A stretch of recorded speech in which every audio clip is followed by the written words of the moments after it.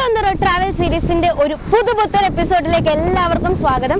ഇന്ന് എനിക്ക് ഭയങ്കര സ്പെഷ്യൽ ആയിട്ടുള്ള ഒരു എപ്പിസോഡാണ്. കാരണം ഞങ്ങൾ ഇന്ന് വന്നിരിക്കുന്നത് എൻ്റെ സ്വന്തം നാട്ടിലായ ഞങ്ങളുടെ സ്വന്തം നാട്ടിലായ കൊച്ചിയിലാണ്.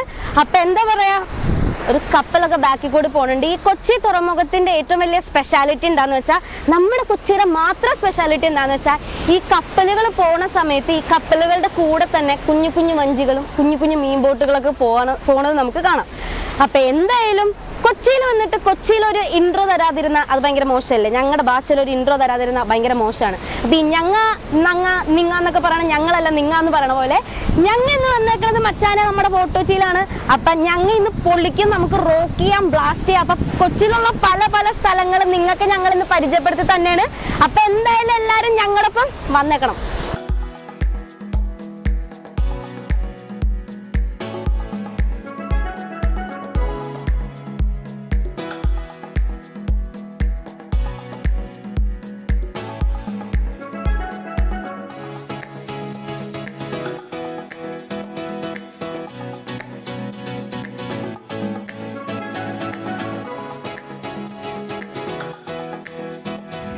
അപ്പൊ കൊച്ചി എന്ന് പറയുമ്പോൾ തന്നെ ഈ കൊച്ചി എന്ന് പറയുന്നത് നമ്മുടെ ഫിലിം ഷൂട്ടിങ്ങിന്റെ ഒക്കെ main centre of attraction, centre of സ്പോട്ടാണ്. അപ്പൊ കൊച്ചി എന്ന് പറയുമ്പോൾ കുറെ ഫ്രെയിമുകളും കുറെ സീനുകളൊക്കെ നമ്മുടെ മനസ്സിലോട്ട് ഓടി വരും. അപ്പൊ നമ്മുടെ ഫോട്ടോച്ചിയിലെ നമ്മുടെ ഫിലിമിലൊക്കെ കാണുന്ന ഏറ്റവും വലിയ പോപ്പുലർ ആയിട്ടുള്ള രണ്ട് തൂണുകളുടെ നടുക്കാണ് ഞാൻ ഇന്നുള്ളത്.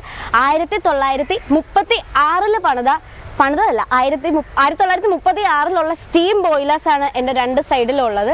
അപ്പോൾ കുറേ ഫോട്ടോഷൂട്ട്സിന് വരുന്ന ആൾക്കാരൊക്കെ ഇതിൻ്റെ സെൻറ്ററിൽ നിന്നിട്ടാണ് മെയിൻ വൈറൽ ഫോട്ടോസൊക്കെ എടുത്തിരിക്കുന്നത്. അപ്പോൾ അടുത്തത് നമ്മൾ പോകാൻ പോണത് ഒരു മെയിൻ സ്പോട്ടിലാണ്. ഈ ഷൂട്ടിങ്ങിനാണ് ഇത് നമ്മുടെ ഫോട്ടോച്ച് മെയിനായിട്ട് യൂസ് ചെയ്യുന്നത്. അതുപോലെ തന്നെ ഫുഡിനും നമ്മുടെ ഫോട്ടോച്ച് ഭയങ്കര ഫേമസ് ആണ്. അത് ഈ മീനുകൾക്കൊക്കെ ഫോട്ടോച്ച് ഭയങ്കര ഫേമസ് ആണ്. അപ്പോൾ ഈ ഏരിയയിലുള്ള ഫുൾ 5 സ്റ്റാർ ആയിക്കോട്ടെ 3 സ്റ്റാർ ആയിക്കോട്ടെ ലോക്കൽ തട്ടുകടകളായിക്കോട്ടെ അവിടേക്കുള്ള മീൻ സപ്ലൈ ചെയ്യണ ഒരു മെയിൻ സ്പോട്ടിലോട്ടാണ് കമ്മാലക്കടവ് എന്ന് പറയും. അപ്പോൾ അങ്ങോട്ടാണ് നമ്മൾ പോണത്.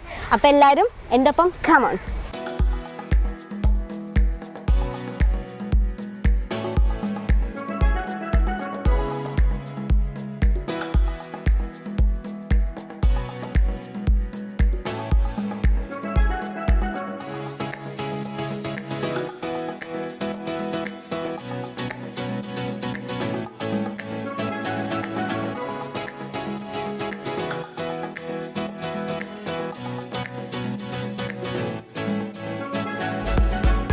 കൊച്ചി എന്ന് പറയുമ്പോൾ തന്നെ നമ്മുടെ എല്ലാവരുടെ മനസ്സിൽ, മലയാളികളെന്നില്ല ഫോറിനേഴ്സ് എന്നില്ല, അങ്ങനെ എല്ലാവരുടെ മനസ്സിൽ ഒരുപോലെ പൊങ്ങി വരുന്ന ഒരു പിക്ചറാണ് നമ്മുടെ ചീനവല.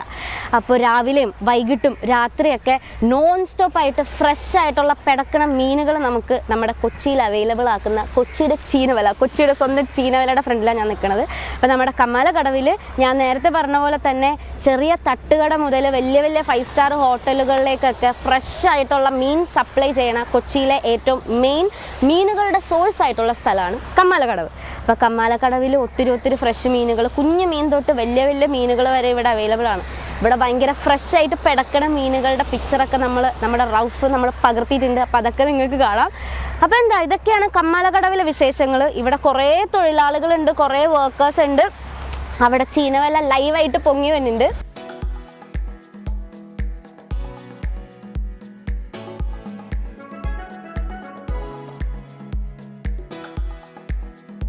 അപ്പോൾ ഇതാണ് നമ്മുടെ കമ്മാലക്കടവിലെ വിശേഷങ്ങൾ. അതിരാവിലുള്ള ഭയങ്കര ഭീകരമായ തിരക്കുകളൊക്കെ ഒഴിഞ്ഞ് ചേട്ടന്മാരൊക്കെ ചായ കുടിക്കാനായിട്ട് ഇങ്ങനെ ഒരുങ്ങി നിൽക്കുകയാണ് ബാക്കിൽ. എന്താ പറയുക, തിരക്കൊക്കെ ഒഴിഞ്ഞെങ്കിലും അത്യാവശ്യം കുറച്ച് ആൾക്കാരും പിടക്കണ ഫ്രഷ് മീനുകളും ഇപ്പോഴും നമ്മുടെ കമ്മാലക്കടവിൽ അവൈലബിൾ ആണ്. എന്താ പറയുക, നമ്മുടെ ഈ സ്പേസിൻ്റെ ഏറ്റവും വലിയ സ്പെഷ്യാലിറ്റി, വേറൊരു സ്പെഷ്യാലിറ്റി എന്ന് പറയുന്നത് ഫോറിനേഴ്സ് ആയാലും മലയാളികളായാലും നമ്മുടെ ഫോട്ടോച്ചി ബീച്ചിൽ വന്ന ഈ ബീച്ച് സൈഡിലുള്ള കമ്മാലക്കടവിൽ വന്ന് ബീച്ചും കാണാം, ഇവിടെ വന്ന് മീനും വാങ്ങി വീട്ടിൽ പോവാം. അതാണ് ഈ ഒരു ഏരിയയുടെ സ്പെഷ്യാലിറ്റി. അപ്പം ഇനി ഞാൻ പോകാൻ പോകുന്ന വേറൊരു സ്പോട്ടിലോട്ടാണ്, വേറൊരു സ്പെഷ്യൽ സ്പോട്ടിലോട്ടാണ്. വാസ്കോ ഡ ഗാമ പണ്ട് 500 വർഷങ്ങൾക്ക് മുമ്പ് ഇന്ത്യയിൽ വന്നപ്പോൾ താമസിച്ചിരുന്ന ഒരു വീട്ടിലോട്ടാണ് ഞാൻ പോകുന്നത്. പക്ഷേ ആ സ്ഥലം കാണുമ്പോഴത്തേക്കും വാസ്കോ ഡ ഗാമയുടെ താമസിച്ച വീടെന്നൊന്നും നമ്മുടെ മനസ്സിൽ വരില്ല. നമ്മുടെ മനസ്സിൽ പല പല പിക്ചേഴ്സും പല പല സീനുകളും നിങ്ങൾക്ക് ഓർമ്മ വരും. കൊച്ചി എന്ന് പറയുമ്പോൾ ഈ ഒരു സ്പോട്ട് കാണാൻ വേണ്ടി മാത്രം ടൂറിസ്റ്റുകൾ അല്ലെങ്കിൽ മലയാളികൾ തന്നെ പല ജില്ലകളിൽ നിന്ന് ഈ ഒരു ടൂറിസ്റ്റ് സ്പോട്ട് കാണാൻ വേണ്ടി മാത്രം വരും. അപ്പോൾ എന്തായാലും ആ ഒരു സ്പെഷ്യൽ സ്പോട്ടിലോട്ട് നമുക്ക് പോവാം.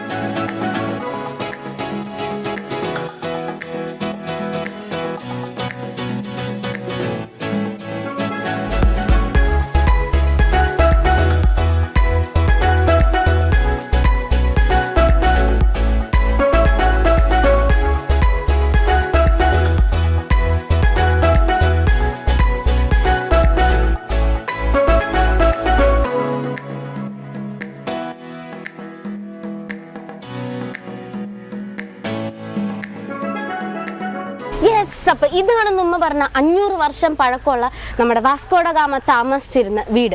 പക്ഷേ ഈ വീട് കാണുമ്പോൾ ഒരു വാസ്കോ ഡ ഗാമനെ നമുക്ക് നമ്മുടെ മനസ്സിലോട്ട് ഓർമ്മ വരില്ല. പകരം നമ്മുടെ ബിഗ് ബിയിലെ ബിലാലിക്കയും ഭ്രമത്തിലെ പൃഥ്വിരാജൊക്കെയാണ് നമ്മുടെ മനസ്സിലിങ്ങനെ ഓടിപ്പോണ, ഈ പടികളൊക്കെ കയറിപ്പോണ ബിലാലിക്ക, ആ ജനലിൻ്റെ അവിടെ നിന്ന് നോക്കുന്ന ബിലാലിക്ക, ഇതൊക്കെയാണ് ഈ വീട് കാണുമ്പോൾ നമ്മുടെ മനസ്സിലോട്ട് ഓടി വരുന്നത്.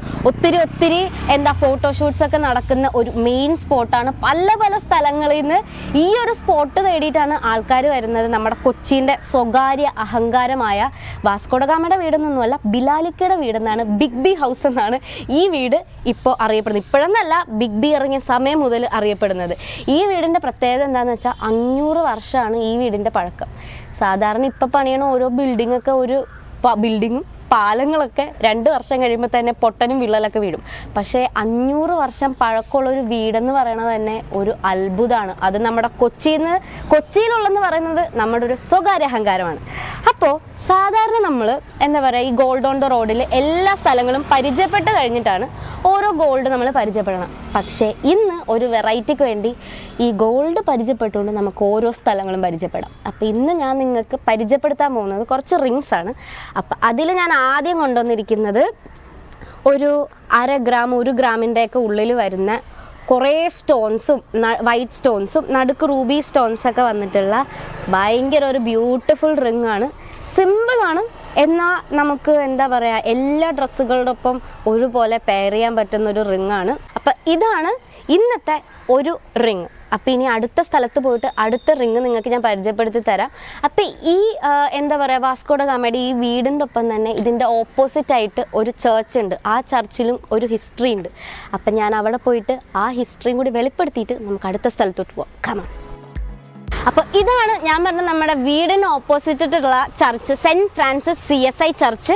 ഈ ചർച്ചിന് ഒരു വലിയ സ്പെഷ്യാലിറ്റി എന്താണെന്ന് വെച്ചിട്ടുണ്ടെങ്കിൽ 3 തവണയാണ് വാസ്കോ ഡ ഗാമ ഇന്ത്യയിൽ വരുന്നത്. 3ാമത്തെ തവണ പുള്ളി വന്നപ്പോൾ താമസിച്ചിരുന്നത് നമ്മുടെ കൊച്ചിയിലാണ്. ഇവിടെ വെച്ചാണ് കുറേ ശാരീരിക അസ്വസ്ഥതകൾ കാരണം പുള്ളി മരണപ്പെടുകയും വാസ്കോ ഡ ഗാമേനെ അടക്കം ചെയ്തിരിക്കുന്ന പള്ളിയാണ് ഈ cent Francis CSI church.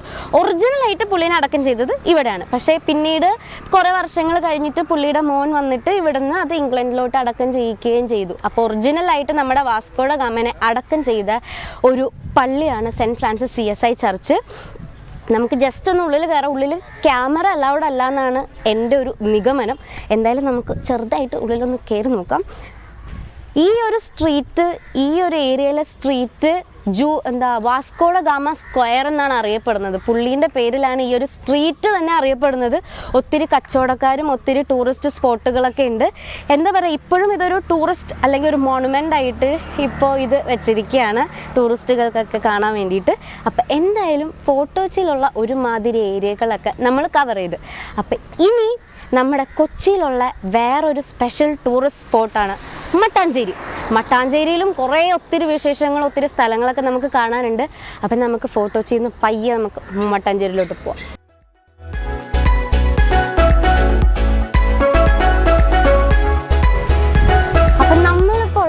Mattancherry ബസാറിലാണ്. Mattancherry Bazar സ്ട്രീറ്റിലൂടെ നമ്മളിപ്പോൾ നടന്നുകൊണ്ടിരിക്കുന്നത്. കേരളത്തിൽ തന്നെ വ്യാപാര വ്യവസായ സംസ്ഥാനം എന്നാണ് നമ്മുടെ കൊച്ചിനെ അറിയപ്പെടുന്നത്. അപ്പോൾ എന്താ പറയുക, ഈ ബിസിനസ് പരമായിട്ടുള്ള കാര്യങ്ങളിൽ നമ്മുടെ ഈ കൊച്ചിയിൽ മട്ടാഞ്ചേരിക്കുള്ള പങ്ക് ഒഴിച്ചുകൂടാനാവാൻ പറ്റാത്ത, നമുക്കിപ്പോൾ കാണുമ്പോൾ തന്നെ അറിയാം അത്ര തിരക്കാണ് ഈ റോട്ടിൽ. ഒരു വണ്ടി ഓപ്പോസിറ്റ് വന്നിട്ടുണ്ടെങ്കിൽ പോകാനുള്ള സ്ഥലവും കൂടി ഇല്ല, അത്ര തിരക്കാണ്. ഓരോരോ സംഭവങ്ങളുടെ എന്താ പറയുക, ഇപ്പോൾ ഉണക്കമുളക്, സിമെൻറ്റ്, അങ്ങനെ പല പല ബിസിനസ്സാണ് ഇവിടെ നടന്നുകൊണ്ടിരിക്കുന്നത്. അപ്പോൾ എന്താ, ഇതാണ് നമ്മുടെ മട്ടാഞ്ചേരി ബസാർ, നമ്മുടെ മെയിൻ ബിസിനസ് സ്പോട്ട്, കൊച്ചിയിലെ മെയിൻ ബിസിനസ് സ്പോട്ട്. ഈ ബസാറിൽ കൂടെ നടക്കുമ്പോൾ ഏറ്റവും അറ്റത്ത്, ഈ ബസാറിൻ്റെ ഒരു അറ്റത്തെത്തുമ്പോഴത്തേക്കും വേറൊരു സ്പെഷ്യൽ സ്പോട്ട് കൂടിയുണ്ട്. ഈ ഭീഷ്മ സിനിമ കണ്ടു കഴിഞ്ഞവർ പ്രാന്തൻ കുരിയച്ചൻ എവിടെയാണ് ഈ പ്രാന്തൻ കുരിയച്ചൻ എന്ന് സെർച്ച് ചെയ്യാത്ത ആൾക്കാരുണ്ടാവില്ല യൂട്യൂബിൽ. അപ്പം ഈ പ്രാന്തൻ കുരിയച്ചൻ ഉള്ളത് നമ്മുടെ മട്ടാഞ്ചേരിയിലെ എന്താ പറയണ ബസാറിലാണ്, മട്ടാഞ്ചേരി ബസാറിലാണ് പ്രാന്തൻ കുരിയച്ചനുള്ളത്. നമുക്ക് സൈഡിൽ കാണാം, അവിടെയാണ് നമ്മുടെ കുരിയച്ചൻ്റെ നട എന്ന് കൊച്ചിക്കാരറിയപ്പെടുന്നത്. കൊച്ചിയിൽ നിന്നല്ല, പല പല സ്ഥലങ്ങളിൽ നിന്നാണ് ഈ പ്രാന്തൻ കുരിയച്ചൻ്റെ നട എവിടെയാണെന്ന് തിരക്കി വരുന്നത്. കാരണം ഇതിനൊരു വേറൊരു എന്താ പറയണ, ഒരു ഐതിഹ്യം എന്നൊക്കെ പറയണ പോലെ, നമ്മുടെ എന്തെങ്കിലും ഒരു സാധനം കാണാതെ പോയിട്ടുണ്ടെങ്കിൽ ഈ പ്രാന്തൻ കുരിയച്ചന് നമ്മളൊരു മെഴുകുതിരി കത്തിച്ചേക്കാന്നൊക്കെ നേർന്നിട്ടുണ്ടെങ്കിൽ കളഞ്ഞു പോയ സാധനം, എത്ര കണ്ടു കിട്ടാൻ പറ്റുന്ന സാധനമാണെങ്കിലും അത് കണ്ടു കിട്ടും എന്നാണ് ഐതിഹ്യം. അങ്ങനെ എന്താ പറയുക, അങ്ങനെ നടന്നിട്ടുണ്ട്. ഇപ്പം ഞാനൊക്കെ ആണെങ്കിലും എന്തെങ്കിലും സാധനം കാണാണ്ടോ അപ്പം പ്രാർത്ഥിക്കുന്ന കുരിയച്ചൻ്റെ നടയിൽ മെഴുകുതിരി കത്തിച്ചേക്കാന്നാണ് പ്രാർത്ഥിക്കുന്നത്. അപ്പോൾ ഇതാണ് ആ ഭീഷ്മ സിനിമയിലെ പ്രാന്തൻ കുരിയച്ചൻ്റെ നട.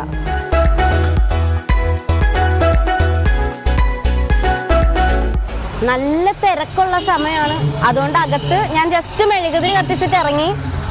ഭയങ്കര തിരക്കാണ്. ഏകദേശം ഒരു 15-ാം നൂറ്റാണ്ടിലാണ് നമ്മുടെ ഈ കുരിയച്ചൻ്റെ നട പണിയുന്നത്. ഇവിടുത്തെ ആൾക്കാരുടെ ഏറ്റവും വലിയ വിശ്വസ്ത ദൈവം എന്നൊക്കെ വേണമെങ്കിൽ പറയാം ഈ കുരിയച്ചൻ. പിന്നെന്താ, ഇതാണ് കുരിയച്ചൻ്റെ നടയിലെ വിശേഷങ്ങൾ. നേരത്തെ പറഞ്ഞ പോലെ തന്നെ ഭയങ്കര തിരക്കാണ് ഇവിടെ. അപ്പോൾ ഈ മട്ടാഞ്ചേരി സ്ട്രീറ്റിൽ വന്നിട്ട് നിങ്ങൾക്ക് ഞാനൊരു സ്പെഷ്യൽ മോതിരം കൂടി പരിചയപ്പെടുത്തി തരാം. 2.5 ഗ്രാമിൽ വരുന്ന ഒരു വലിയ പേൾ സ്റ്റോണൊക്കെ വന്നിട്ടുള്ള, ഗ്രീൻ കളറിലുള്ള പേൾ വന്നിട്ടുള്ള ഒരു മോതിരമാണ്. അതും അഡ്ജസ്റ്റബിൾ ആയിട്ടുള്ള ഒരു മോതിരമാണ്. എത്ര സൈസിലുള്ള വിരലാണെങ്കിലും നമുക്കിത് അഡ്ജസ്റ്റ് ചെയ്ത് ഇടാൻ പറ്റും. ഇതിൻ്റെ ഒപ്പം എന്താ പറയുക, ഈ ഒരു മോതിരം ഇട്ടിട്ട് കയ്യിൽ വേറെ ബാംഗിൾസ് ഒന്നും ഇടണ്ട. ഈ ഒരു മോതിരം തന്നെ ഇട്ടിട്ടുണ്ടെങ്കിൽ ഈ സ്റ്റോൺ കാണുമ്പോൾ തന്നെ ഭയങ്കര ഒരു എലഗൻ റിച്ച് ലുക്കൊക്കെ നമുക്ക് തോന്നും. അപ്പോൾ 2.5 ഗ്രാമിലാണ് ഈ മോതിരം വരുന്നത്. അപ്പോൾ നമുക്ക് എന്തായാലും മട്ടാഞ്ചേരിയിലെ അടുത്ത സ്ട്രീറ്റിലോട്ട് പോവാം.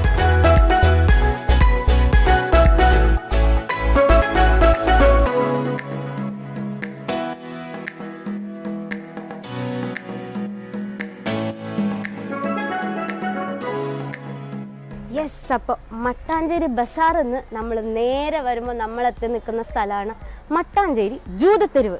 എന്താ പറയുക, ഇവിടെ നിന്നാണ് മട്ടാഞ്ചേരിയിൽ നിന്ന് ഫസ്റ്റ് ബസ് എടുക്കുന്നതും ഏറ്റവും ലാസ്റ്റ് കൊണ്ടുവന്ന് ബസ് ഇടുന്ന സ്ഥലവും.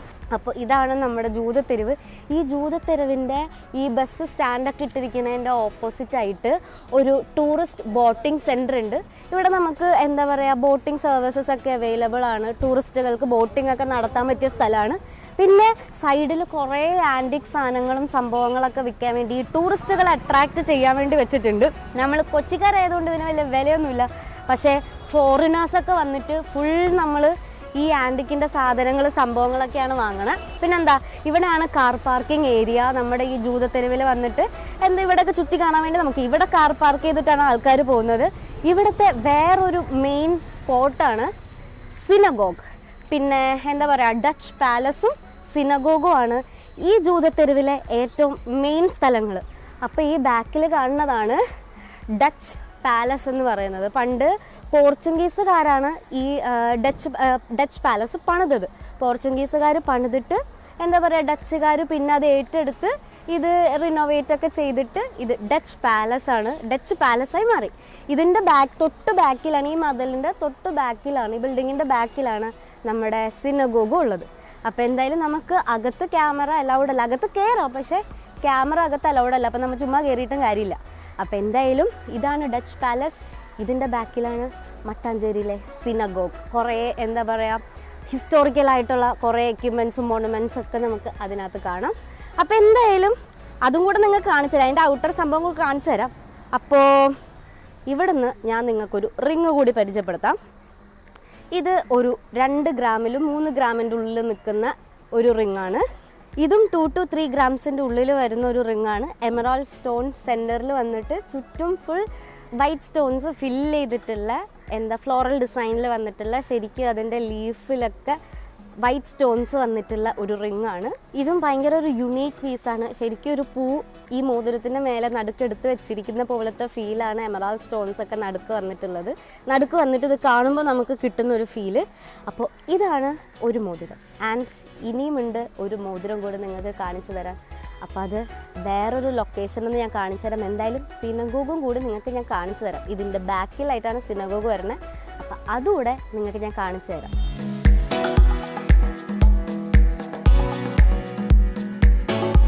ഈ കോഴിക്കോട്ടൊക്കെ മിഠായി തെരുവ് എന്നൊക്കെ പറയണ പോലെ നമ്മുടെ കൊച്ചിയിലും ഉണ്ട് ഒരു സ്ട്രീറ്റ്, ജൂസ് സ്ട്രീറ്റ്.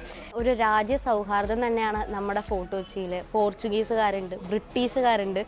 എന്താ പറയുക, കൊച്ചി കണ്ടവൻ അച്ചി വേണ്ടാന്ന് പറയണ പോലെ ഈ പോർച്ചുഗീസെന്നും ബ്രിട്ടീഷെന്നും ജൂതന്മാരൊക്കെ അവിടെ നിന്ന് വന്ന് ജസ്റ്റ് കാണാൻ വേണ്ടി വന്നതായിരിക്കുള്ളൂ കൊച്ചി. പക്ഷേ ഈ പ്ലേസ് അവർക്ക് ഇഷ്ടപ്പെട്ടിട്ട് സ്ഥിരതാമസമാക്കി വർഷങ്ങളോളം ഇവിടെ തന്നെ താമസിച്ച് ഇവിടെ തന്നെ മരിച്ച ഒത്തിരി പേരുണ്ട്. അങ്ങനെ ഡച്ചുകാർ ഇവിടെ വന്ന് മരിച്ച് അവർക്ക് ഇവിടെ ഒരു ഡച്ച് സിമെട്രി വരെ ഉണ്ട്. അവിടെ ഉള്ളവരെ അടക്കം ചെയ്തേക്കണം, ഡച്ചുകാരെ അടക്കം ചെയ്തേക്കണം ഡച്ച് സിമെട്രി വരെ ഉണ്ട്. അപ്പം നമ്മൾ ഇപ്പോൾ പൊയ്ക്കൊണ്ടിരിക്കുന്നത് നമ്മുടെ ജൂയിഷ് ടൗണിലൂടെയാണ് ജൂയിഷ് സ്ട്രീറ്റിലൂടെയാണ് പൊയ്ക്കൊണ്ടിരിക്കുന്നത്. ഈ സ്ട്രീറ്റിൻ്റെ ഏറ്റവും വലിയൊരു സ്പെഷ്യാലിറ്റി എന്താണെന്ന് വെച്ചിട്ടുണ്ടെങ്കിൽ, സാധാരണ നമ്മൾ ഏതെങ്കിലും ഒരു സ്ഥലത്ത് പോയാൽ മേലെ നോക്കുമ്പോൾ നിറച്ച് കമ്പികളും നിറച്ച് ഇലക്ട്രിക് വയേഴ്സൊക്കെ ആയിരിക്കും. പക്ഷേ ഈ സ്ട്രീറ്റിൻ്റെ പ്രത്യേകത എല്ലാ വയേഴ്സും അണ്ടർഗ്രൗണ്ടിൽ കൂടെയാണ് പോയിരിക്കുന്നത്. നമ്മൾ മേലോട്ട് നോക്കിയിട്ടുണ്ടെങ്കിൽ ഡയറക്റ്റ് സ്കൈ നമുക്ക് കാണാം. ഒരു വയറില്ല, കമ്പിയില്ല, പോസ്റ്റില്ല, ഒന്നുമില്ല. എല്ലാം അണ്ടർഗ്രൗണ്ടിൽ കൂടെയാണ് ഇതിൻ്റെ കണക്ഷൻസ് ഒക്കെ പോയിരിക്കുന്നത്. അപ്പോൾ അതിൻ്റെയും ഒരു സ്പെഷ്യൽ ബ്യൂട്ടി നമുക്ക് ഈ സ്ട്രീറ്റിൽ കാണാം. സൈഡിൽ ലൈറ്റ് ലാമ്പും നമുക്ക് ഇരിക്കാനുള്ള സ്പേസ് ഒക്കെ ഉണ്ട്. ഭയങ്കര വേറൊരു സ്ഥലത്തെത്തിയ പോലത്തെ ഒരു ഫീലാണ്, വേറൊരു സ്പോട്ടിലെത്തിയ പോലത്തെ ഫീലാണ്. ശരിക്കും രാത്രി ആകുമ്പോഴത്തേക്കും ഒന്നും കൂടെ രസമായിരിക്കും ഈ ലൈറ്റൊക്കെ വരുമ്പോൾ ഇത് കാണാൻ വേണ്ടിയിട്ട്. ഇവിടെ തന്നെ കുഞ്ഞു ഹോട്ടലുണ്ട്, സൈഡിൽ കുറേ ഡ്രസ്സുണ്ട്. ഈ ഏരിയയിലോട്ട് വരുമ്പോൾ തന്നെ നമുക്ക് ഭയങ്കര നല്ല പെർഫ്യൂംസിൻ്റെയും ഏലക്കയുടെയും കുരുമുളകിൻ്റെയൊക്കെ ഭയങ്കര സ്മെല്ല് നമുക്ക് കിട്ടും. ഭയങ്കര ഒരു റിഫ്രഷിങ് സ്മെല്ല് നമുക്ക് കിട്ടും. ഒത്തിരി പുരാതനമായിട്ടുള്ള സംഭവങ്ങളൊക്കെ ഈ ഏരിയയിൽ വെക്കുന്നുണ്ട്. ആൻറ്റിക്കായിട്ടുള്ള സംഭവങ്ങളൊക്കെ ഈ ഏരിയയിൽ വെക്കുന്നുണ്ട്. എനിക്കിവിടെ കോൺസെൻട്രേറ്റ് ചെയ്യാൻ പറ്റില്ല, കാരണം സൈഡിൽ ഫുള്ള് ഡ്രസ്സ് സംഭവങ്ങളൊക്കെയാണ്. അപ്പോൾ ഇതാണ് ഞാൻ പറഞ്ഞ സിനഗോഗ്. എന്താ പറയുക, ഉള്ളിൽ നമുക്ക് ടിക്കറ്റൊക്കെ എടുത്ത് കയറാം, പക്ഷേ ക്യാമറ അലൗഡ് അല്ല. അപ്പോൾ നമ്മളെന്തായാലും കയറിയിട്ട് കാര്യമില്ല. അപ്പോൾ ഈ സിനഗോഗിൻ്റെ ഏറ്റവും മേലെയായിട്ടൊരു ക്ലോക്ക് ടവർ ഉണ്ട്. എന്താ പറയുക, ഈ വാച്ചൊക്കെ ഇല്ലാത്ത ആൾക്കാരാണെങ്കിൽ ഇവിടെ വരുമ്പോൾ, ഈ സ്ഥലത്ത് വരുമ്പോൾ ടൈം അറിയാനാണെങ്കിൽ ഇതിൻ്റെ മണിയടി കേട്ടാൽ മതി. 12 മണിയാകുമ്പോൾ 12 മണി അടിക്കും. മേളിലൊരു മണിയൊക്കെ ഉണ്ട്. അപ്പോൾ എന്തായാലും ഇവിടെ എൻട്രൻസ് ഇല്ലാത്തതുകൊണ്ട് നമുക്ക് കയറാൻ പറ്റില്ല. പക്ഷേ ഒരു പീസ്ഫുൾ ആയിട്ടുള്ള, ഭയങ്കര തിരക്കുണ്ടെങ്കിലും എന്താ പറയുക, ഒരു പീസ്ഫുൾ ആയിട്ടുള്ളൊരു സ്ഥലമാണ് ഈ ജൂസ് സ്ട്രീറ്റ്. പോലീസ് ചേച്ചിമാരൊക്കെ ഉണ്ട് കേട്ടോ. അപ്പോൾ എന്തായാലും ലാസ്റ്റ് പീസ് ഓഫ് മോതിരം കൂടെ നിങ്ങൾക്ക് ഞാൻ പരിചയപ്പെടുത്തിയിട്ട് നമ്മുടെ ഇന്നത്തെ ഈ കൊച്ചി സ്പെഷ്യൽ എപ്പിസോഡ് വൈൻഡപ്പ് ചെയ്യാം. അപ്പോൾ ഇന്ന് ഞാൻ നിങ്ങൾക്ക് ഏറ്റവും ലാസ്റ്റായിട്ട് എടുത്തിരിക്കുന്നത് ഭയങ്കര ഒരു റിച്ച് ലുക്ക് ഫീൽ ചെയ്യിക്കുന്ന ഒരു മോതിരമാണ്. 3 to 4 ഗ്രാംസിൻ്റെ ഉള്ളിൽ വരുന്ന ഒരു മോതിരമാണ്. സ്കൈ ബ്ലൂ കളറിലെ സ്റ്റോണൊക്കെ സെൻറ്ററിൽ വന്നിട്ട് സൈഡിൽ എന്താ പറയുക, വിങ്സ് പോലെ വൈറ്റ് സ്റ്റോൺസൊക്കെ വന്നിട്ട് ഒരു ഡയമണ്ട് ഫീലൊക്കെ തോന്നിക്കുന്ന, ജീമ്പുമ്പ മോതിരം എന്നൊക്കെ പറയണ പോലെ അങ്ങനത്തെ ഒരു ഫീല് തോന്നിക്കുന്ന ഒരു മോതിരമാണ്. ഹിസ്റ്റോറിക്കൽ മോതിരം എന്നൊക്കെ പറയണ പോലെ ഫീൽ ചെയ്യിപ്പിക്കുന്ന ഒരു മോതിരമാണ് ഇത്. 3 to 4 ഗ്രാംസിലാണ് വരുന്നത്. അപ്പോൾ ഇതൊക്കെയാണ് ഇന്ന് ഞാൻ നിങ്ങൾക്ക് കാണിക്കാൻ കൊണ്ടുവന്ന വെറൈറ്റീസ് ഓഫ് മോതിരങ്ങൾ. എന്താ പറയുക, റൂബി സ്റ്റോൺസും സഫയറൊക്കെ വെച്ചിട്ടുള്ള, പേളൊക്കെ വെച്ചിട്ടുള്ള മോതിരമാണ്. അപ്പോൾ ഇന്നത്തെ ഈ എപ്പിസോഡ് നിങ്ങൾക്ക് എല്ലാവർക്കും ഇഷ്ടപ്പെട്ടെന്ന് വിശ്വസിക്കുന്നു. എന്താ പറയുക, ഞങ്ങളുടെ സ്വന്തം നാടായ കൊച്ചി നിങ്ങൾക്ക് ഇഷ്ടപ്പെട്ടെന്ന് വിശ്വസിക്കുന്നു. അപ്പോൾ ഇതുവരെ കൊച്ചിയിൽ വരാത്തവരാണെങ്കിൽ എല്ലാവരും ഇപ്പോൾ തന്നെ കൊച്ചിയിൽ വരിക. ഒന്നല്ല രണ്ടല്ല, പല പല പല സ്ഥലങ്ങൾ, പല പല സ്പോട്ടുകൾ, പല പല കൾച്ചറുള്ള ആൾക്കാരുകളെയൊക്കെ നിങ്ങൾക്ക് കൊച്ചിയിൽ വന്ന് കാണാൻ പറ്റും. അപ്പോൾ എന്തായാലും ഈ ഗോൾഡും ഈ റിങ്ങും നിങ്ങൾക്ക് ഇഷ്ടപ്പെട്ടെന്ന് വിശ്വസിക്കുന്നു. അപ്പം നമുക്ക് നമ്മുടെ ഷോറൂമുകൾ ഉള്ളത് പെരേപാടൻസ് ഗോൾഡ് പാർക്ക് എന്ന പേരിൽ നെടുമങ്ങാട്, നെയ്യാറ്റിൻകര, കൊട്ടാരക്കര, കരുനാഗപ്പള്ളി എന്നിവിടങ്ങളിലും കല്ലറക്കൽസ് ഗോൾഡ് പാർക്ക് എന്ന പേരിൽ കണ്ണൂർ, പയ്യന്നൂരിലുമാണ് നമുക്ക് നമ്മുടെ ഔട്ട്ലെറ്റ്സുകളുള്ളത്. അപ്പോൾ എല്ലാവരും കൊച്ചി വിസിറ്റ് ചെയ്യാൻ പറഞ്ഞ പോലെ തന്നെ നമ്മുടെ ഷോറൂമും വിസിറ്റ് ചെയ്യുക. പല പല ഡിഫറെൻറ്റ് വെറൈറ്റീസ് ഓഫ് സംഭവങ്ങളൊക്കെ കാണുക, പർച്ചേസ് ചെയ്യുക, എക്സ്പീരിയൻസ് ചെയ്യുക. അപ്പോൾ അടുത്തൊരു വീഡിയോയിൽ എൻ്റെ അപ്ഡേറ്റ്സ് കിട്ടുന്നവരേക്കും നമ്മുടെ ചാനൽ ലൈക്ക് ചെയ്യുക, ഷെയർ ചെയ്യുക, സബ്സ്ക്രൈബ് ചെയ്യുക. Kallarakkal's gold park, Payyanur. Our sister concern, Perepadan's Gold Park, Neyyatankara, Nedumangad, Karunagapalli, Kottarakara and Thrissur.